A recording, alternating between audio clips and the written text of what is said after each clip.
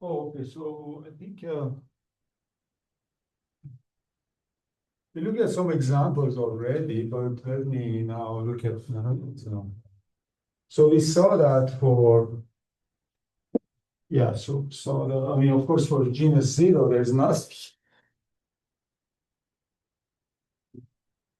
I mean, x c hat g is equal to zero. The Jacobian is nothing. Is just a point. I mean, there is nothing to be.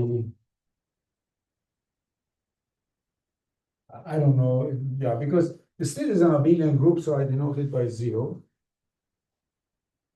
Now for x to be c over lambda, a lattice, which we can write it always, it's isomorphic always to c by z plus tau z. We imagine part of tau is positive. We can always arrange it like that. In this case, the Jacobian is actually, we already mentioned this, but the period matrix and everything is completely clear. In this case, Jacobian of x is x, which is again c over z plus tau z. So these two cases are absolutely, I mean, this case is trivial. This is important, but that's easy anyhow. By the way, this does not show that any Riemann surface of genus 1 by itself doesn't show that any Riemann surface of genus 1 is of this form. Not yet. I assume that my Riemann surface is of that form, and then I just said that Jacobian. But after I prove Abel's theorem, it follows that any Riemann surface of genus 1 is always of this form for some lattice. And that's a non-trivial state. In other words, it's an elliptic curve. And the Riemann surface of genus 1 is an elliptic curve. And that's what we do. We'll the proof of that a little later, after Abel's theorem. Our third one is the following example, which details can be worked out. So just look at the hyper-elliptic curve. I mean, I defined these things before.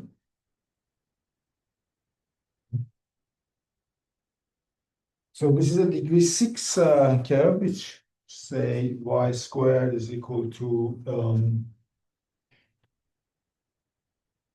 x6 minus x, right? So in general, hyper-elliptic curves are of this form, y squared equal to p of x.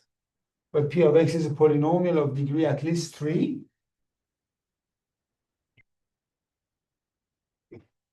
Right? So the degree of these polynomials is at least 3. And they have simple roots with simple root. This is important.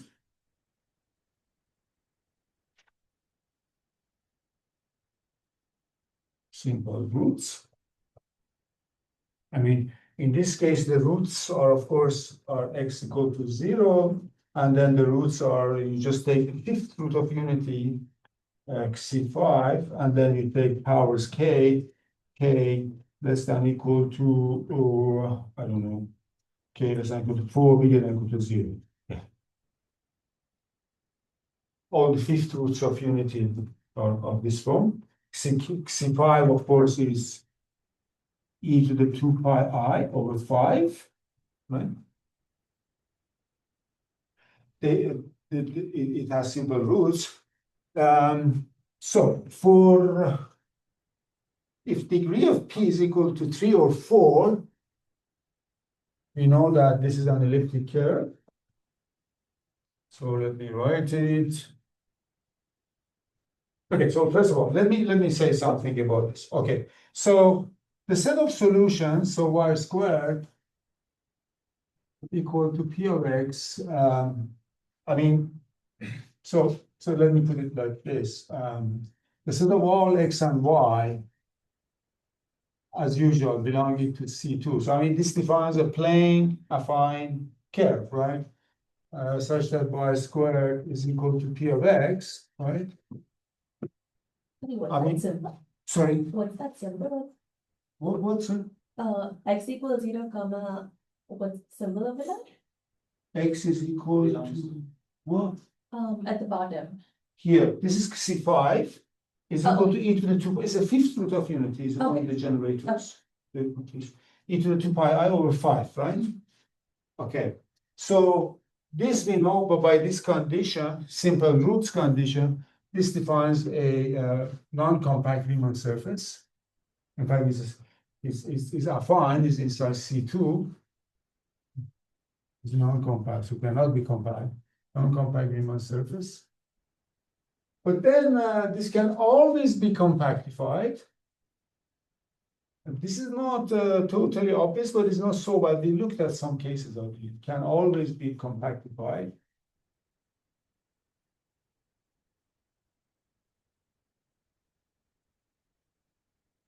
By adding 1 or 2 points. Depending on the parity of this degree, by adding 1 or 2 points.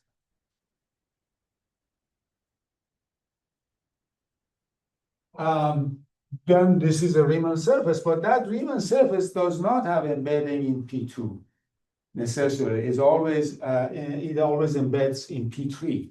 Because in the case of elliptic curves, I did this compactification quite easily. I just projectivized. I noticed that the projective version is actually already compact. And for the projective case, you add only 1 point. But if degree is 4, you cannot do that, achieve it by a simple projectization.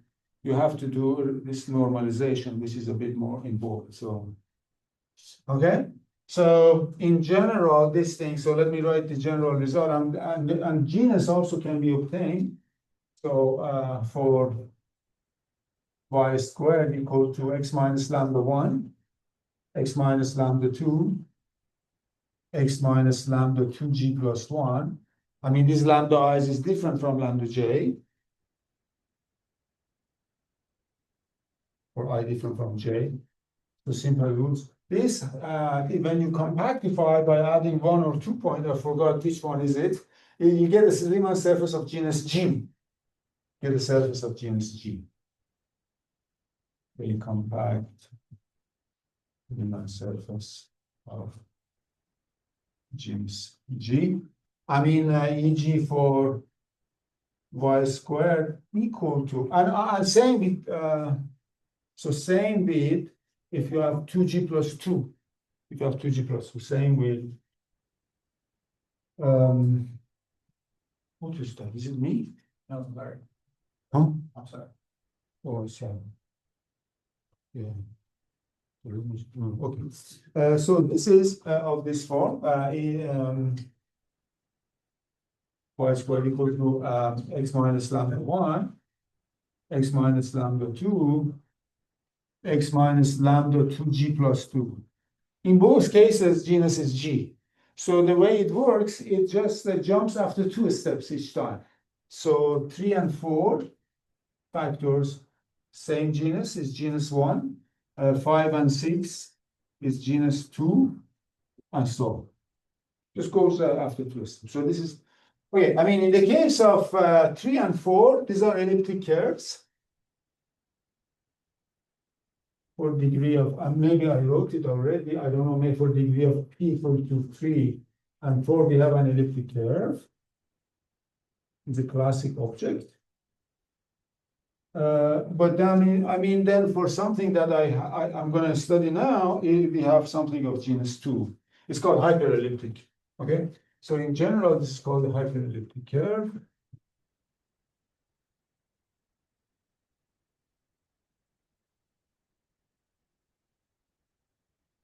It's called a hyper-elliptic.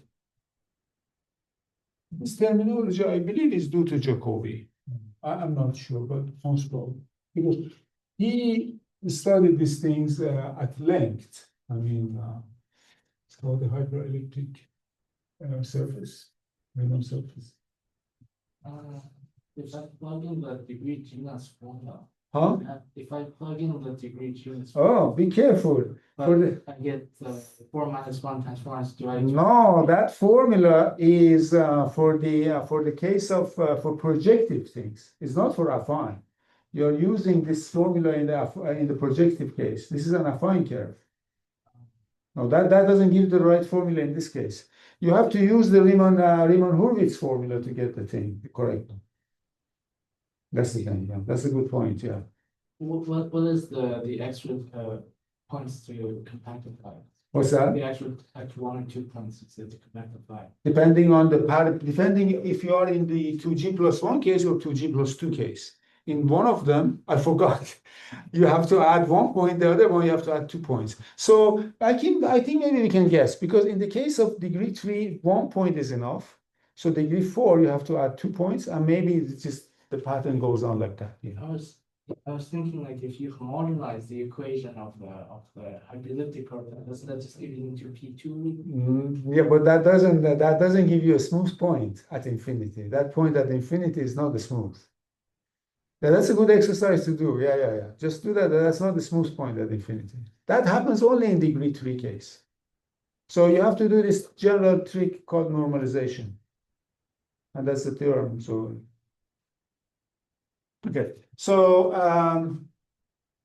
hyper-elliptic curve or Riemann surface. So now let's go back to our example, y2 equal to x6 minus x. So this is a genus two thing. And so how we are going to understand this period lattice in this case? Actually, this can be done. It's an interesting exercise, but I won't ask you to do it because it needs time. You can do it, but it needs a little time. So, so first of all, a basis for omega of x. I mean, by this, I mean compactification of this non-compact Riemann surface, so just omega x. So its dimension is 2, there is omega 1, which is equal to dx over y, and omega 2 equal to x dx over y. I mean, classically, people would write dx over square root of x6 minus x, and x dx over square root of x6 minus x. I don't know. I believe I give you one assignment to show that this differential form is actually is really holomorphic everywhere. It's holomorphic everywhere. I mean, this is not quite obvious because there are points where denominator becomes 0. So as a function, I mean, this is not holomorphic, but this as a differential form is holomorphic, including the point at infinity, but I did not ask you to do it at infinity, but at points where this is 0, also this is holomorphic. I don't know if this which assignment was it, maybe it's in the last assignment, or maybe the one. Okay. Anyhow, so I ask you to do this for dx over root px. And in general, then you define x dx over root px, and then xg dx over root px. Actually, that basis that Riemann constructed abstractly for general Riemann surfaces, this is generalization of this. Jacobi could only work with these things. He didn't know the general picture. So it was like a behind the veil. This was everything was behind the veil. I mean, Riemann lifted the veil. It's unbelievable. Anyhow, so this is but we are in this special case. Then let's look at the symplectic basis.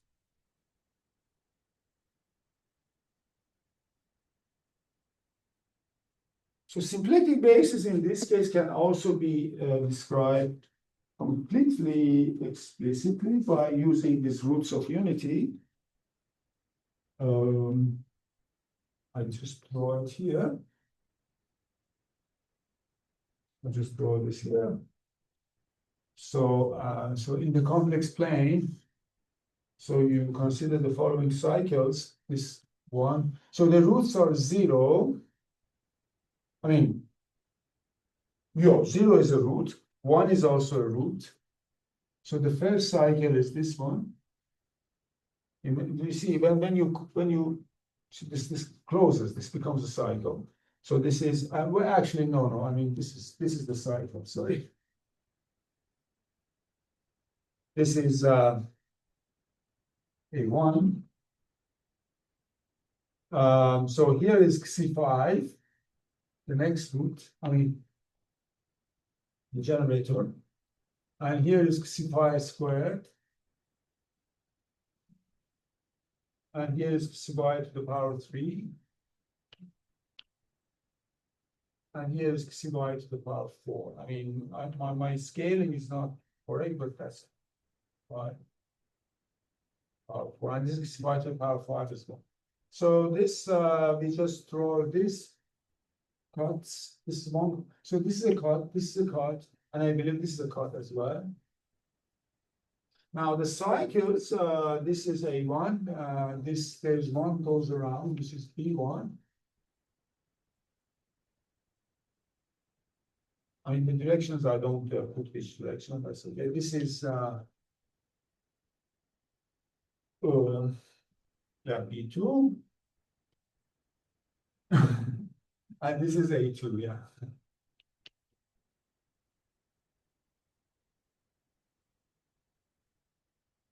So we have this symplectic basis. I mean, you have to work a little bit, but that's not too bad. Symplectic basis A1, A2, E1, E2 for H1 of X and Z, which is isomorphic, of course, to Z4. And then we compute these period matrices. We have to integrate this differential forms over these cycles, and this can be done. It looks strange because so periods of omega I with respect to, actually my notation now is a bit different with respect to AI now. Okay, so I changed the AI and BI in this. So this is the integral of omega 1 over A1, integral of omega 1 over A2, integral of omega 2 over A2, and integral of omega 2 over A1, I'm sorry, A1, A2, omega 2. You put them in the period matrix. This, I'm pretty sure this was done by Jacobi already. So period matrix in this case becomes the following thing. So this is minus C5 to the power 4, C5 to the power 2 plus 1,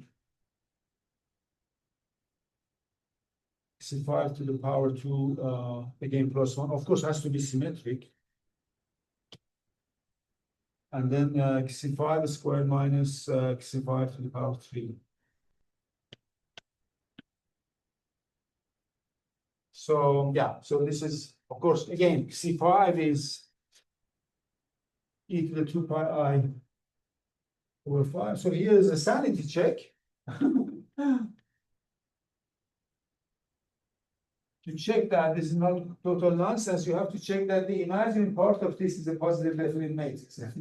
This is a completely elementary exercise. Sanity check is imaginary part of tau is positive definite. I mean, this is a known complex number.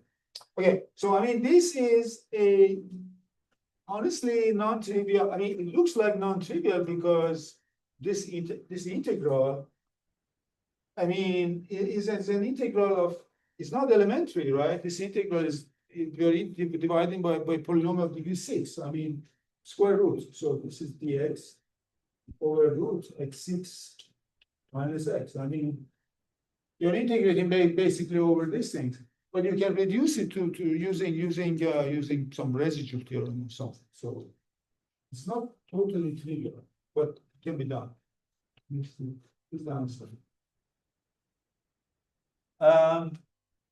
Okay, so this is a work. I believe there are many other work examples. I mean, if you open classic papers, they're full of these calculations. So, any questions? Okay. Oh yeah, maybe I should say this. If you want to check this, the details, check the paper of Post. Jean Benoit Post. It's a beautiful. So this is my references. This is a beautiful, really, I mean, exposition of Riemann surfaces. Okay, I mean, some places may be way over your head, but this is really a very good, gives you a very good general picture. I mean, it's much richer than most textbooks because he has a very advanced way to think. So I highly recommend this. And this example is from that paper. Okay. Okay, so now I can do something else. If you don't have any question, I can. There is another thing that's important to see, which is this. Before I go back to Abel's theorem, this is. And so I just needed to see how to construct all Riemann surfaces. All Riemann surfaces. I mean, all compact Riemann surfaces. Compact Riemann surfaces.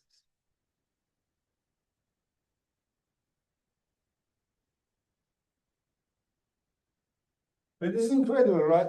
So there's a machine that allows you to construct all compact Riemann surfaces. You can see it, at least in some concrete way.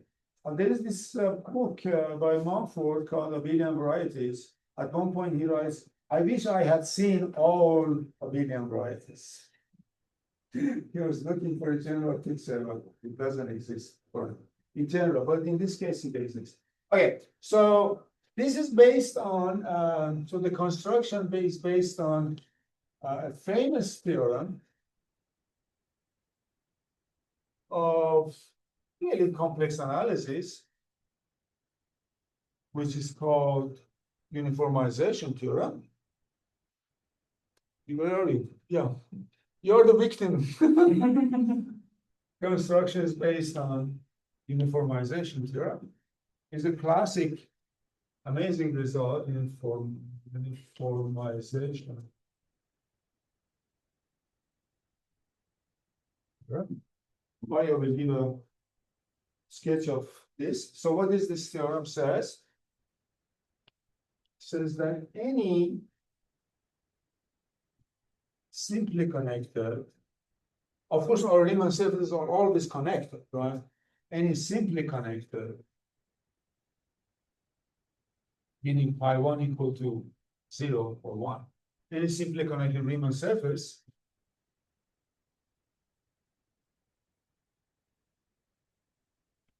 is isomorphic. I mean, by isomorphic, we mean is biholomorphic.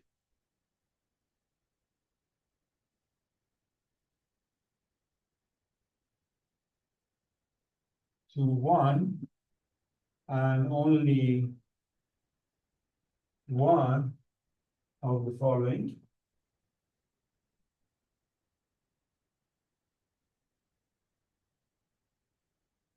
So Riemann surface, I mean, it's not compact, you see, it's general. Connect the Riemann surface X. So X, so there's a trichotomy. 3 cases. X is isomorphic to 1 and only one of these cases. C, the complex plane. Complex plane. To upper half plane H, upper half plane.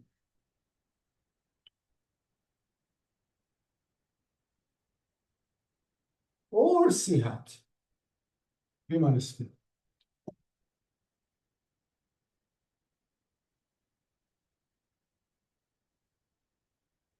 Right?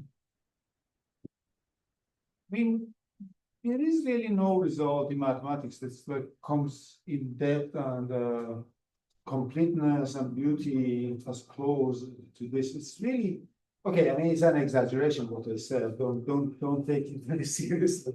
But it's really amazing result because this is something that's defined very abstractly using coordinate charts and this thing. Who knows what they are? Some concept, and then you construct a biholomorphic map either between this or this, that. It's just it's very powerful, very powerful. Okay, now, okay. So first of all, I mean, the easiest part is you have to see that they are not isomorphic to each other, right? I hope you see that immediately, that these guys are not isomorphic to each other. I mean, first of all, this is compact, so cannot be isomorphic to non-compact ones. Okay, that's clear. And these two things cannot be isomorphic to each other either because there's a map between the upper half plane to the unit circle.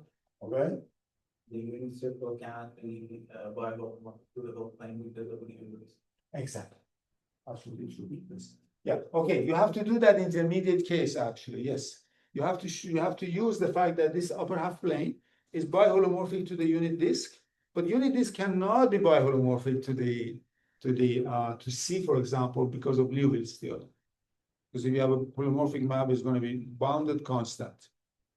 And yeah, so this is, but this is the trivial part, the interesting part. Okay, now let's look at a general. So okay, so this I said is a general is a general theorem we are going to use. There is a beautiful, background history to this. You can read it in a book by Etienne Gilles.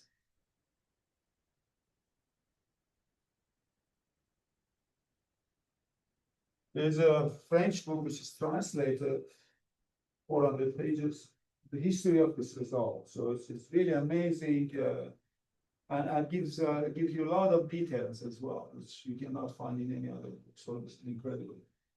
Okay, so we are going to use this now to tell you how to construct all Riemann surfaces. So now compact Riemann surfaces. Start with a compact Riemann surface. So now that X is a compact Riemann surface.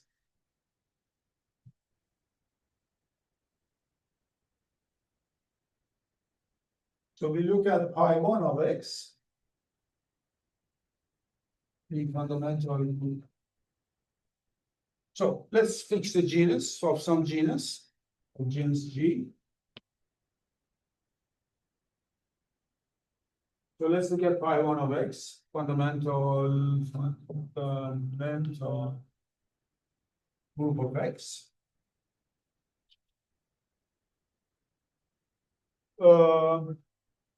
Okay. So first of all, we know this fundamental group in all cases for all G, right? So pi1 of X is equal to, if you have a sphere, Riemann sphere, pi1 is trivial. In that case, because sphere is three-dimensional sphere, high-dimensional sphere are simply connected. So this is pi1 of X is just 1. Genus is equal to genus of X is equal to 0. And pi1 of X, what is this if genus is 1? What is pi1 if genus is 1? You remember from algebraic topology, undergraduate? Z times Z. Z times Z, yeah, exactly. One for this thing, loop, the other one has total topology. There's no analysis, nothing. And I don't know, you can prove using product rule for fundamental groups, if that would work. Okay, exactly, excellent. So this is Z2. This is a lattice. And what is it in genus figure equal to 2? What is it in that case? This is also a standard exercise in algebraic topology when you learn these things. That's just like set. This is nice. What's that? Set to the 2G. Is that what it is? Or- Oh, is that the 2G? Oh, no, No. no. A something like that model. Yeah, that's good. So this is a group generated by 2G generators, and there is only one relation. So this is this, okay, so how to, I don't have enough space here, so I just write it here. So this is a group generated by these generators, I don't know, A1, A2, A2G. No, A1, A2, AG actually. Now, this is related to symplectic basis actually. A1, AG, and B1, BG. By 2G generators, subject to one relation.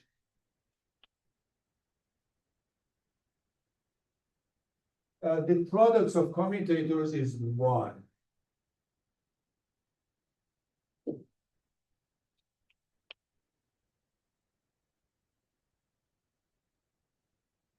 Oh, AI and BI. Shoot. AI and BI. G.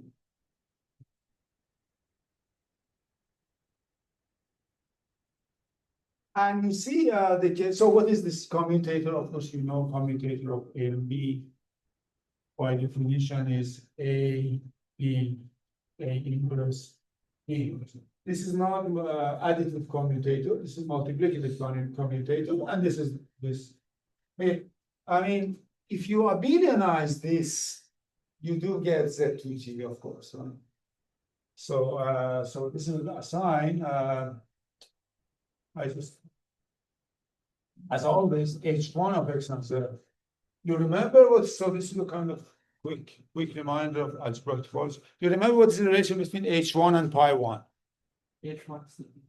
It's abelianization pi 1. Yeah. So you just pi 1 abelianized of X, which is in this case turns out you abelianize this thing, just all these relations give you zero, means that everything they all commutes. And that's what we have been using. Okay. Good. But so what now? Okay, so this is something that we need now. Not sure actually we need this. Actually, we don't need it. I don't know why I said it. So, but let me just okay, next. For any compact Riemann surface, let X hat be universal cover of X, right? Okay.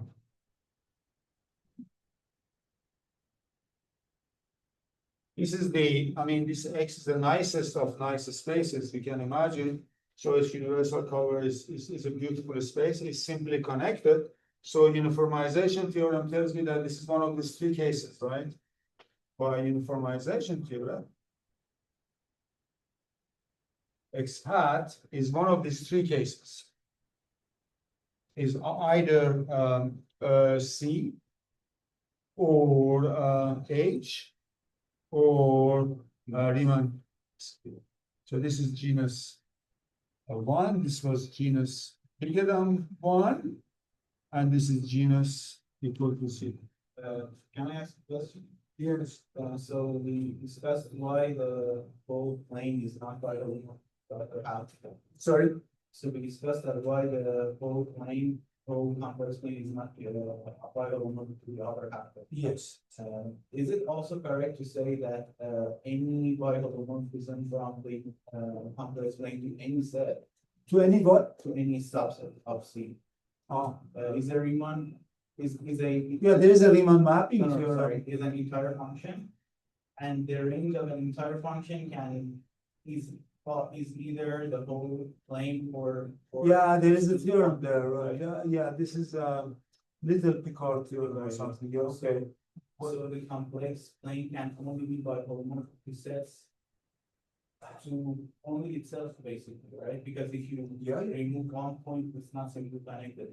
That's Riemann mapping theorem basically already clarifies that, but this is much simpler than uniformization theorem. This was Riemann mapping theorem already. Riemann wrote it and sketched a kind of intuitive proof, which is correct, but was not quite correct in his thesis, 1851. So is it true that are there non-compact Riemann surfaces that are biholomorphic to C apart from C itself? Biholomorphic to C? It's something biholomorphic. I believe so. I believe so. Yeah, I think. Well, no. I take it. I have to think about it. Let me just do this now. Okay. So then now what? So first of all, the universal cover of this Riemann surface is a Riemann surface. I mean, that's not. We didn't do it, but that's not difficult. I mean, you can go to the construction and show that it's a Riemann surface. So it's again a Riemann surface.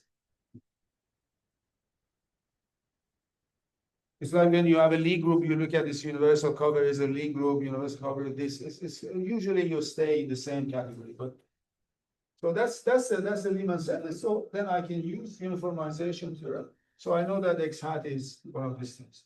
Now let's look at these two cases. If for example genus is equal to 0. Okay, now so let me tell you then. Okay, now so we have this. What's X tilde? Do you mean X hat? Sorry. So when you write X tilde, do you mean X hat? Oh yeah, of course. What is the notation for universal cover? Is it X tilde or is X tilde? Yeah. It's X tilde. Yeah. So I was 50% correct. So X tilde. So it's X tilde. Yeah. Okay. So that's the universal cover. So now, so we have this covering map.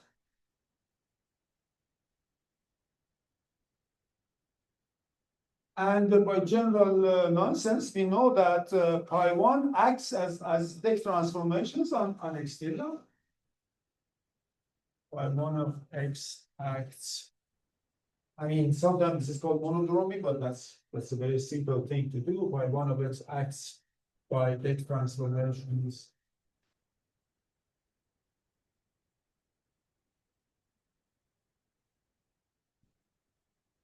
On X tilde. And in fact, X is isomorphic to the quotient of X tilde by this action of pi1. Pi1 is not pi. So X tilde is X is isomorphic to X tilde divided by this action of pi1. Okay. And that's why I said now you can see all Riemann surfaces, because you have to take one of these three things and you have to understand all subgroups, discrete subgroups of actually a group of biholomorphism. So let me now put it like this. Okay. When you lift, when you okay, so these are biholomorphic. Okay. So let me put a moment here. Of course, everything is so categorical. I mean, this acts by biholomorphism. Pi1 of X acts by biholomorphism. I mean, this is certainly true, but general nonsense again by biholomorphism on tilde.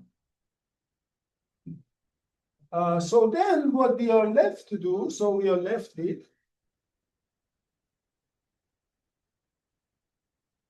understanding these subgroups, basically discrete subgroups of the group of biholomorphisms of these three objects.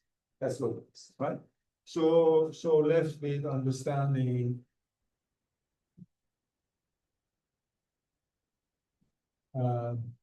discrete subgroups.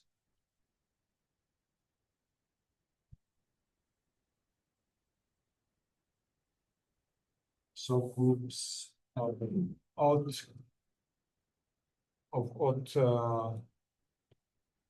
X tilde. This is the group of automorphisms of X tilde. Okay, that's, okay, so now let's look at the most interesting case. The most interesting case is the case that genus is bigger than equal to 2, actually. So let me write it here. I mean, the other two cases are quite easy, but this case, genus of X is bigger than equal to 2. In this case, X tilde, you can show that X tilde has to be upper half plane, cannot be C hat or C. X tilde is isomorphic to H by uniformization to.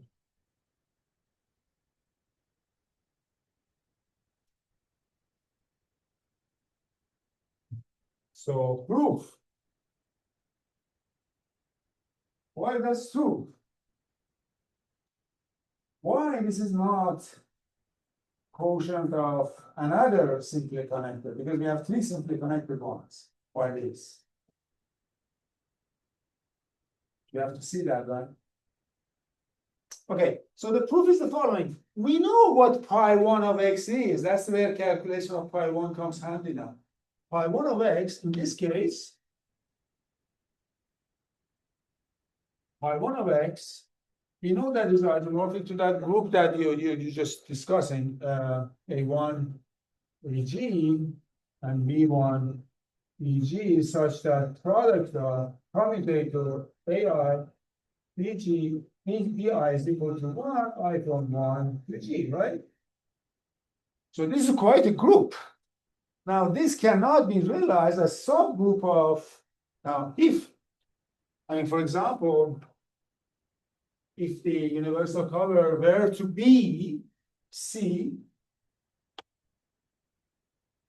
was by some chance equal to C, so we know what is the group of automorphisms of C.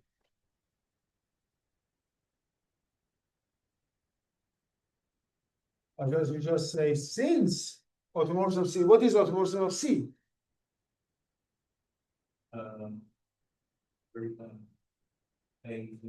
Exactly, AZ plus B, exactly. AZ plus B, where A is different from 0, but all of them are in C, B, anything belonging to C.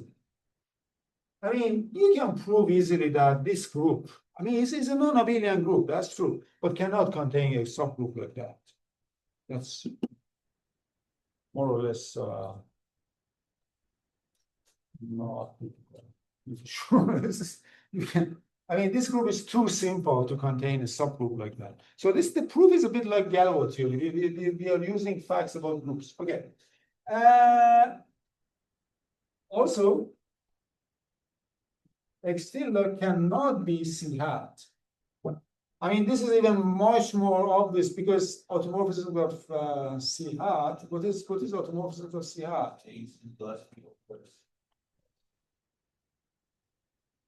Huh? Oh, it's not easy. Is really PSL to C.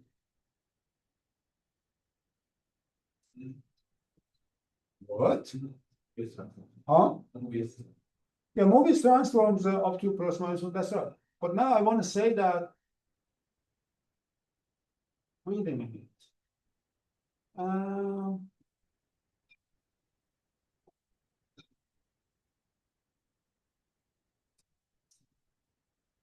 Do we really have to prove that it doesn't contain a subgroup like this? Is it still compact or? What? Is it compact? X is compact. As genus bigger than equal to 2, I need to show that X tilde cannot be C hat. Oh, you know what? It has to act discretely, but this is a compact space, so it has to be only finite. That's right. So cannot be. So this is not possible. Okay, so this I'm pretty sure we got. Yeah. So stay after the class, I will tell you. It cannot be. Okay, so the only case that remains H. Now, automorphisms of H, we know what they are.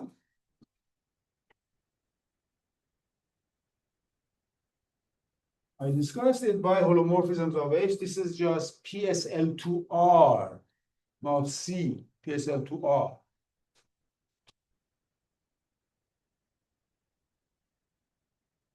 Okay? So that's modeled out by. Plus minus one by its center, yeah, by the center of the group. So always a normal salt would be divided.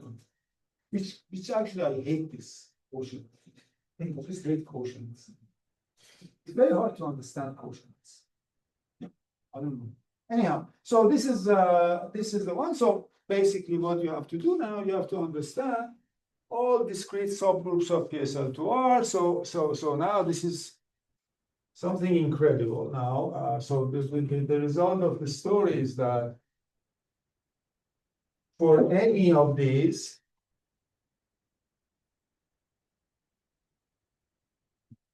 G bigger than or equal to 2, for any of these things, there exists a discrete subgroup of upper half plane, of biholomorphism of upper half plane, and there is a map, quotient map, that gives you this. So this is the picture that emerged from this analysis. I mean, it's really a consequence of uniformization theorem. In this sense, you can say all Riemann surfaces, compact genus bigger than or equal to 2, are basically are obtained by looking at discrete subgroup of PSL2R, and two discrete subgroups give you the same Riemann surface if and only if they're conjugate. So we know something. I mean, this is really, in this sense, you can say, yeah. I mean, all compact Riemann surfaces genus G2, they're obtained by quotienting the upper half plane. So there is a beautiful example here, which is the modular, which is not compact. So I will discuss it on Thursday. It's called modular curve. So can you tell me? Okay, so let me. Okay, I'm going to finish in 1 minute. Okay, so just 1 minute.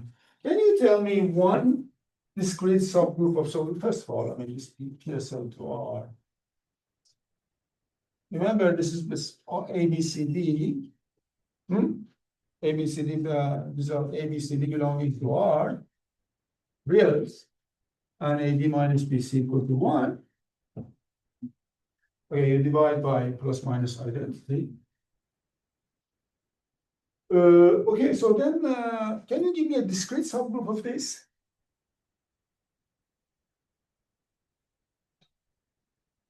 SL2Z. SL2Z, the most natural one, exactly. SL2Z. Can you give me another example? By discrete, what do you mean by discrete? Well, discrete is discrete. Like separate. It's discrete. I won't give you the definition. It's discrete. you should know the definition. Look, is Q discrete? What? PSL2Q. PSL2Q. No. Q is that. Okay. So you see, this is a non-abelian version of this Z inside R. This is the inside PSL2R. So this is a non-abelian version, but look at the analogy. This is Z in R, which gives you a circle. Here, PSL2Z inside PSL2R, which is this Riemann surface of genus. Well, is not the compact Riemann surface. I will show that to you. So that's What so about PSL to Z? oh yeah, that's a good idea. Doubling the states.